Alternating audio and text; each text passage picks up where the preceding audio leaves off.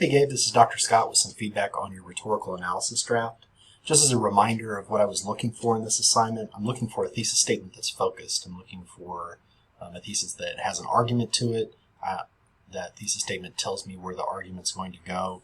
It focuses on the use of rhetoric in a speech that you're analyzing. Also looking at your use of evidence to support your thesis statement, so using examples from the text, explaining those examples, also using research to support what you're saying. I'm going to be looking at the quality of your research as well, and if it's a part of your argument and not just kind of put in as like filler for context. Also looking at focus of your paragraphs and the use of organization and transition. So there's a lot that's going on with this assignment. Your essay has a ways to go. This is a draft. I'm an advocate of shitty first drafts. You've got some ideas down here on the page, and I think that's good. I think you're writing about important quotes from King's text. Right now, though, there is not much focus to the thesis statement. So I've highlighted what I thought was the thesis statement. I think it's absolutely fine to just use that first paragraph to kind of to not write an introduction and just include something like your basic ideas about what your thesis statement is. But there's not really a focus on rhetoric here. Like, I don't know what rhetorical issues you're going to write about. I don't know what audience you're really going to focus on. You do mention that you're going to discuss how he's able to persuade folks that are not his target audience. If you want to make that the focus of your essay, that's fine. But the thesis statement should kind of clarify what's your claim about how he's using rhetoric. So right now it's like, it's clear that you think he was successful, but I don't know what rhetorical issues you think he was successful on. I don't know what audiences you thought he was successful in persuading.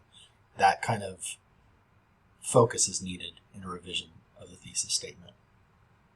So it's going to be really hard to kind of, because everything in the rest of the paper needs to support that thesis statement.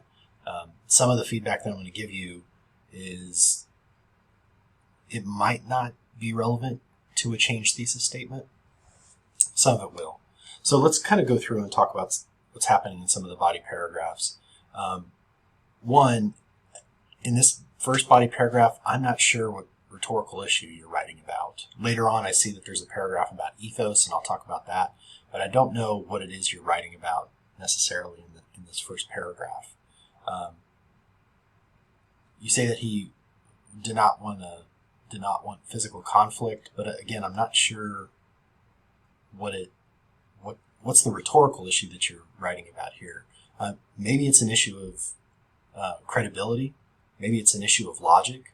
Maybe it's an issue of an emotional appeal, like you wanted them, the white clergymen in Alabama, to kind of to sympathize with him and to kind of recognize him as somebody that is like Christ or something like that, somebody that did not advocate for violence. I'm not sure what you're kind of getting at here, so that clarification is pretty important. Half the paragraph is a really long quote, and that's not going to fly. This is a pretty short paper, and I don't think using a block quote is really kind of the way to go. Again, I recognize this is a draft, but it's kind of stuff to kind of think about as you go. I also don't know how we're moving from one idea to another, and again, this is one of that feedback where it might not be relevant to what you have here, but it's something to think about for your revision. These paragraphs will likely need to get cut or rewritten. You're going to need to explain or have some kind of logic or reasoning why you're going from one paragraph to another. So if this paragraph ends up becoming something about, I don't know, emotion or something like that, you're going to need to have a reason why you're starting here and why you go to a paragraph that might be about credibility, which is what you're trying to talk about right here.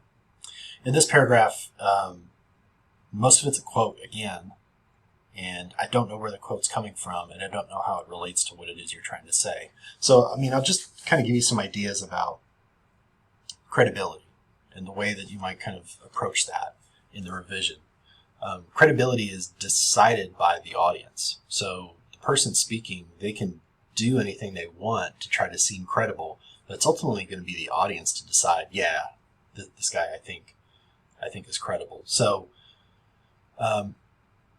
again, nailing down the thesis statement and who the audience is that you're going to kind of focus your argument on, that's going to be pretty important, because if he's trying to persuade clergy members, white clergy members that might be sympathetic but they're sitting on the fence, that's going to be very different than hardened racists in Birmingham that were using religion as a cloak to shield like their violent bullshit way back at that time. So being clear about who the audience is and then thinking about what moves was he trying to make to seem credible, that's going to be really important here. It seems like this is an outside source because it's talking about King, and I think you're going to have to you'll definitely have to trim down the quote in here and explain it and connect it to actual examples from the text. So I think, again, you got a ways to go, and I can't comment on everything that's in the prompt because I don't see all of it here.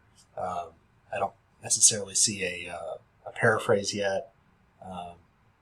It's going to be hard to talk about organization when I think you need to rewrite some of these paragraphs. I will kind of, though, give you a pointer, and that's what you're talking about back here. Holy shit, man. This is logic, right? So like calling out logical fallacies or how they are maybe applying logic inconsistently, like that is definitely persuasive here. And think about who you might be trying to persuade. So white folks, white clergy members that might say, well, I really respect logic and good arguments and things like that. And well, it's like, okay, well, let me critique your argument and your logic around this whole thing about obeying the law.